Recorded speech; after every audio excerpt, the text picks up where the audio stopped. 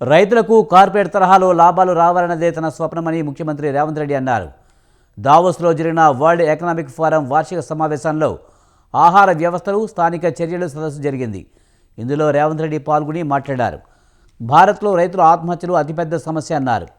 రైతులకు బ్యాంకులు రుణాలు రావు, ఆధునిక టెక్నాలజీ లేదన్నారు. రైతులకు సరైన లాభాలు రావడం లేదని, తెలంగాణలో మాది రైతు ప్రభుత్వం అని చెప్పారు. రైతు భరోసా ద్వారా నేరుగా పెట్టుబడి సాయం అమలు చేస్తున్నామన్నారు. రైతులకు కార్పొరేట్ తరహా లాభాలు రావాలన్నదే నా స్వప్నమని, లాభాలు వస్తే రైతు ఆత్మహత్యలు 99% ఉండవన్నారు. వ్యవసాయాన్ని లాభసాటిగా మార్చే విధానాలు అవసరమని, ఎంతో సాయం చేస్తున్న రైతులకు ప్రపంచం అండగా నిలవాలని పిలుపునిచ్చారు.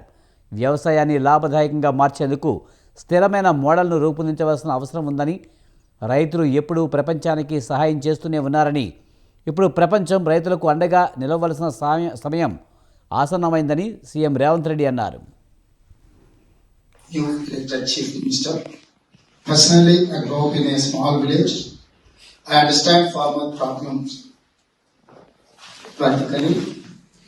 In India, we have a big problem in agriculture, farmer suicides. This is the biggest problem in India. They cannot sell produce, they do not get bank loans, they can't make profits, they don't have modern technology.